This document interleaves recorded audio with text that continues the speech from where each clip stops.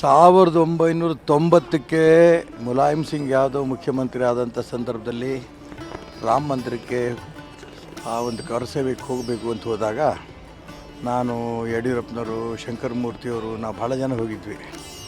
ಮುಲಾಯಂ ಸಿಂಗ್ ಯಾದವ್ ಅವರು ಆ ಅಯೋಧ್ಯೆ ಸುತ್ತಲೂ ಒಂದು ಹಕ್ಕಿನೂ ಒಳಗಡೆ ಬಿಡಲ್ಲ, ನಾವು ಆ ರೀತಿ ನಾವು ಬಂದೋಬಸ್ತ್ ಮಾಡ್ತೀವಿ ಅಂತ ಹೇಳಿದರು. ಸುತ್ತಲೂ ಟ್ರೆಂಚ್ ಹೊಡೆದು ಬಿಟ್ಟಿದ್ರು. ಆದರೂ ನಾವು ನುಗ್ಗಿದ್ವಿ. ನಮ್ಮನ್ನೆಲ್ಲ ಕರ್ಕೊಂಡೋಗಿ ಆ ಕಿಷ್ಕಿಂದ ಜಾಗದಲ್ಲಿ ಕೂಡ ಹಾಕಿದ್ರು. 2 ದಿನ ಅಲ್ಲಿದ್ವಿ. ಅದಾದ ನಂತರ ಬಿಟ್ಟರು, ಬಂದ್ವಿ.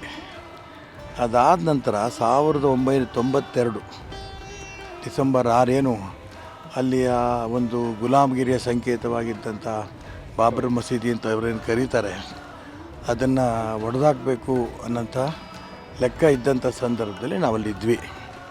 ಆದರೆ ಯಾರೂ ನಿರೀಕ್ಷೆ ಮಾಡಿರಲಿಲ್ಲ ಆ ರೀತಿಯಲ್ಲಿ ಆ ಒಂದು ಗುಲಾಮಗಿರಿ ಸಂಕೇತವಾಗಿದ್ದಂಥ ಕಟ್ಟಡ ಕುಸಿತು.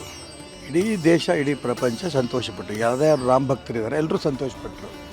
ಅದೊಂದು ನಮ್ಮ ಜೀವನದಲ್ಲಿ ಮರೆಯದೇ ಇರೋದಕ್ಕೆ ಒಂದು ಅವಕಾಶ ಅಂತ ನಾನು ಭಾವಿಸ್ತೀನಿ. ಅದಾದ ನಂತರ ಕೋರ್ಟ್ ಕೂಡ ಆ ಜಾಗ ಹಿಂದುಗುಳಿದಂಥ ತೀರ್ಮಾನ ಆಗಿ ಈಗ ಭವ್ಯ ಮಂದಿರ ಆಗ್ತಾಯಿದೆ. ಜನವರಿ 22ಗೆ ಉದ್ಘಾಟನೆ ಆಗ್ತಾಯಿದೆ.